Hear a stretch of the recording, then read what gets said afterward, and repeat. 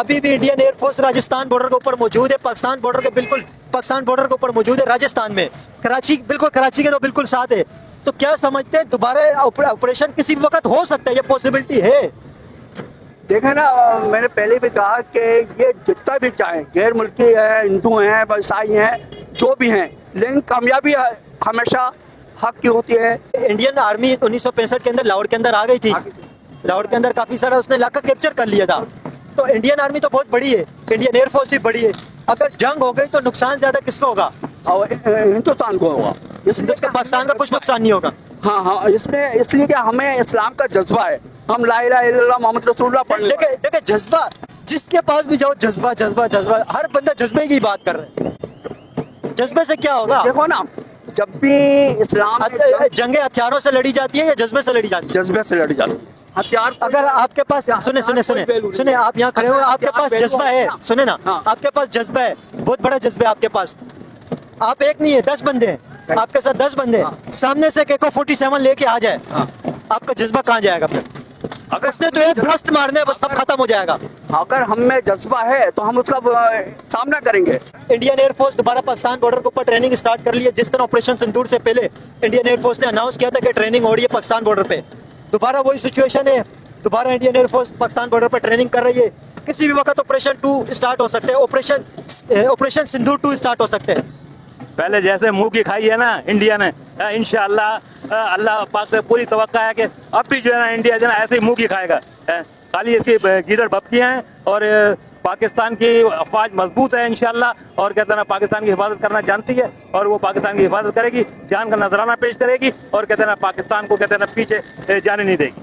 लेकिन इंडिया की फौज भी तो है ना, वो भी तो अपने मुल्क के लिए लड़ेंगे, या वो भी तो ऐसे आपने क्या ख्याल है वो नहीं लड़ेंगे क्या? ईमान की दौलत से कहते हैं ना, उनके पास ईमान की दौलत नहीं है, हमारे पास ईमान की दौलत है। हम जान देना जानते हैं, हम जान दे के शहादत का दर्जा हासिल करना चाहते हैं, और बच जाते हैं तो फिर कहते हैं ना हम गाजी बन जाते हैं। हमारे लिए बहुत आसान है ये, जान का जज्बा देना। इंडिया के अंदर भी अपने मुल्क से मोहब्बत बहुत ज्यादा पाई जाती है, इंडियन पब्लिक अपने मुल्क से बहुत प्यार करती है। आपको क्या लगता है, क्या इंडिया जब लड़ेंगे इंडियन पब्लिक नहीं लड़ेगी क्या? इंडियन पब्लिक बेशक लड़े, लेकिन ईमान की जो ताकत है उसके मुकाबले में कोई ताकत जो है ना ज्यादा नहीं है। बस इंडिया के अंदर भी है ईमान की ताकत, इंडिया के अंदर है, लेकिन अल्लाह उससे राजी नहीं है। जो उसका ईमान है उससे अल्लाह राजी नहीं है। आपको कैसे पता है कि अल्लाह पाकिस्तानियों से राजी है? अल्लाह पाक मुसलमान से राजी है। तो मुसलमान इंडिया के अंदर भी है ना? अशरफुल मखलूकात अल्लाह पाक ने पैदा की है। इंडिया जो लड़ रहा है वो अपने क्या आपको क्या लगता है हिंदू अल्लाह के बंदे नहीं है? हिंदू अल्लाह के बंदे हैं, लेकिन उन्होंने जब तक कलमा नहीं पढ़ा है वो अल्लाह के प्यारे बंदे नहीं बन सकते। बंदे तो सारी मखलूक है। लेकिन इंडियन जो हिंदू हैं वो भी बहुत जज्बे से लड़ते हैं। आपको क्या लगता है मुसलमान ही जज्बे से लड़ते हैं, हिंदू नहीं लड़ते क्या? उनके अंदर भी बहुत जज्बे, वो भी लड़ेंगे अपने कंट्री के लिए। वो बेशक अपनी कंट्री के लिए लड़े, लेकिन पाकिस्तान का जो जज्बा है वो कलमे का जज्बा है, उनके पास कलमे का जज्बा नहीं है। जज्बे का मतलब, जज्बा, हर बंदा जज्बा ही जज्बा बात कर रहा है। जज्बे से क्या जंग जज्बे से लड़ी जाती है क्या? जज्बे से नहीं लड़ी जाती जंग तो लड़ी जाती है अपने मुल्क की हिफाजत के लिए। हथियार नहीं चाहिए होते? बिल्कुल हथियार चाहिए होते। हथियार तो इंडिया के पास ज्यादा है, उससे कोई फर्क नहीं पड़ता। 313 जज्बा इंडिया के अंदर भी बहुत है। 313 मुसलमान थे, इंडियन अवाम हिंदू थे। तो इंडियन अवाम अपने मुल्क के लिए जंग नहीं करेगी, इंडियन अवाम के अंदर जज्बा आपको क्या लगता है नहीं है क्या? भाई सारी दुनिया में इस तरह हो रहा है, ऐसा नहीं है कि कहीं पाकिस्तान में और कहते हैं इंडिया में हो रहा है, फलस्तीन में हो रहा है, कश्मीर में हो रहा है। तो जुल्म का तो बदला अल्लाह पाक लेगा ना, चाहे वो देर से ले। देर अल्लाह पाक के काम में देर है, अंधेर नहीं है। इंशाअल्लाह पाकिस्तान जो है ना उसकी ईंट से ईंट बजा देगा।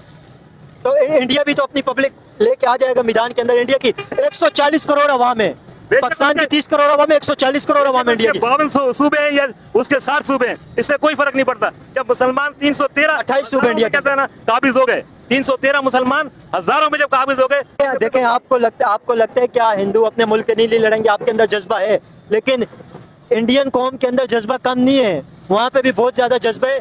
जब जंग स्टार्ट हुई थी, ऑपरेशन सिंदूर हुआ था, उसके बाद आपने देखा था कितनी ज्यादा जोश और खरोश था इंडियन पब्लिक के अंदर। कहते हैं जिसके साथ अल्लाह पाक होगा है बस वो कामयाब है, बस दूसरी बात हमने नहीं मानी। वीडियो हो गया खत्म। तो किसी भी पाकिस्तानी जाहिल से पूछेंगे तो सिर्फ एक ही बात बोलेगा कि हमारे पास जो है ईमान का ताकत है और जज्बा है हमारे पास।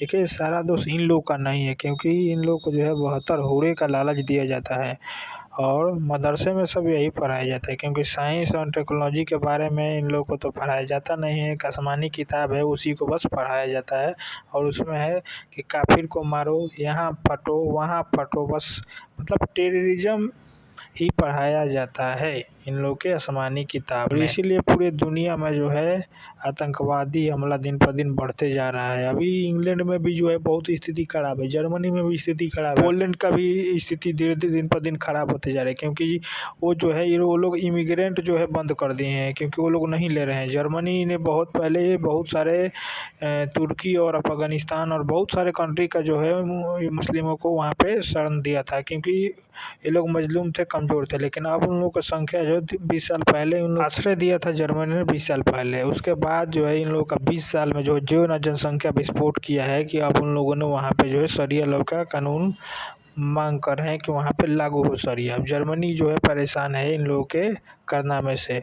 रही बात हमारे एयरफोर्स का, तो वो ऐसा अप्लाई करता है कि कोई जाजबा काम नहीं आता है या कोई नहीं बचाने वाला है ऊपर से। अभी तुरंत जो है ऑपरेशन सिंदूर जो है वो ख़त्म नहीं हुआ, अभी चल रहा है। फिर कब रात को सुबह में उठे कि फिर शुरू हो गया है विस्फोट, कोई नहीं जानता।